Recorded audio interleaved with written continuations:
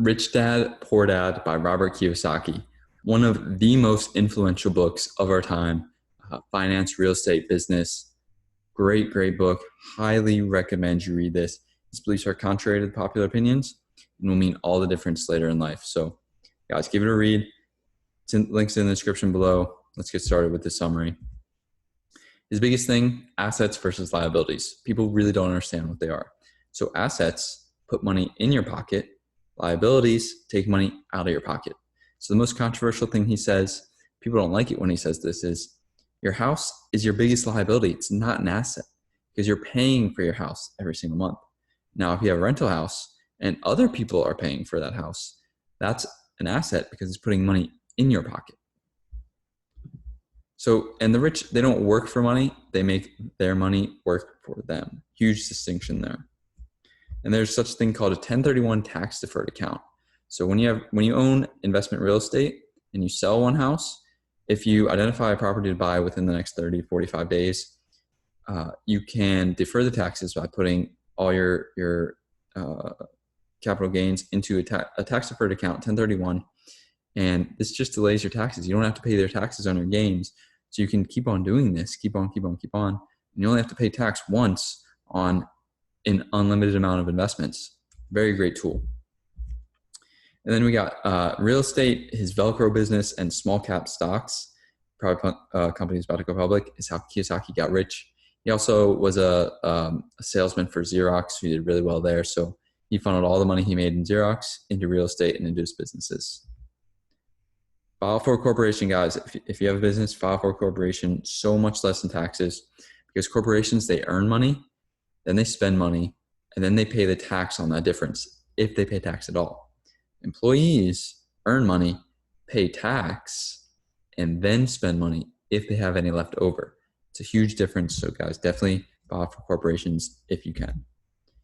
Getting rich, it's all about the mindset. Find a way to make money. Change your mindset from, I can't afford that, to, wait, how can I afford that? So you're just saying, I can't afford it, it shuts off your brain. I can't afford it, oh, done. How can I afford that? Get your brain going, get your creative problem solving really working, so then eventually you will figure out how you can afford this. 90% of people buy TVs, only 10% of people buy books. Now, if you're in the 10%, if you're watching, you're probably in the 10% because you want to learn more. You want to read these books. Maybe you don't have the time, so you rely on me to give you these book summaries. You're in a great position. Keep on reading. And he told a story about how a girl got robbed. Who knows if it's true or not, but the robbers took everything except the books. It's probably pretty common, but I think that's just hilarious. Yeah, it's hilarious. So also some good advice, be unbalanced and very focused at the beginning. So set one goal and give it everything you got. That's a way to do well. And then work to learn. Don't accept a job for the pay. Accept a job to learn. Learn a little bit about a lot of different topics. So that way you can learn every little piece of your business rather than specializing. Because specializing limits your options and your knowledge. If you know a little bit about everything, then okay, now all of a sudden you can hire somebody, an expert in that field, because you know a little bit about it. So you know if they're real, if they're really good at what they do. And along with this, people focus on specializing far too often nowadays. They're focused on building the best hamburger, not on learning everything about the hamburger business, right? Because anybody can learn how to make the best hamburger.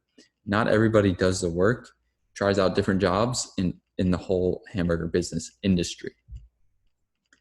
Financial IQ is made up of 4 pillars. We got accounting, being able to read companies' books, investing, understanding the markets in which you're investing in, and then the law. And this is to decrease the taxes as much as possible, which is huge. And pay yourself first, guys. So pay yourself first and then come up with your expenses. So this will force you to get on your grind. So set aside 100, 200, 300, however much it is per month. Put that in your investments, put that in something else, and then come up with your expenses afterwards. This will force you to get on your grind and make more money. And learn sales. Most important skill. He states, he doesn't even believe that he's a good writer. He's a best-selling author, not a best writing author. He knows how to sell. That's a great skill to learn. And lastly, money is made when you buy an investment, not when you sell it. So if you buy at a good price, if a company is very undervalued, you buy it. That's where you make your money. You make your money on the buy. So guys, that's it for Rich Dad Poor Dad. This was a great book. Really changed my mindset. Really got me even more excited about real estate. So guys, if you want to learn about finance, how to become extremely wealthy, Rich Dad Poor Dad is a book for you. It'll be in the description. Thank you guys for watching. If you thought this was valuable, hit the like button, subscribe. Keep learning, keep growing, keep coming back for more of these book summaries. Post 3 every week, Monday, Wednesday, Friday, 150 per year. Explode those brains, guys. So lifelong learning and reading books is just one part of Sticky Habits University and Discipline 101. Imagine kicking all your bad habits to the curb, and imagine how successful you'd feel after implementing 10 new healthy habits. After enrolling in Discipline 101, my new course, that's how you'll feel every single day. Living like this changed my life. Go check it out.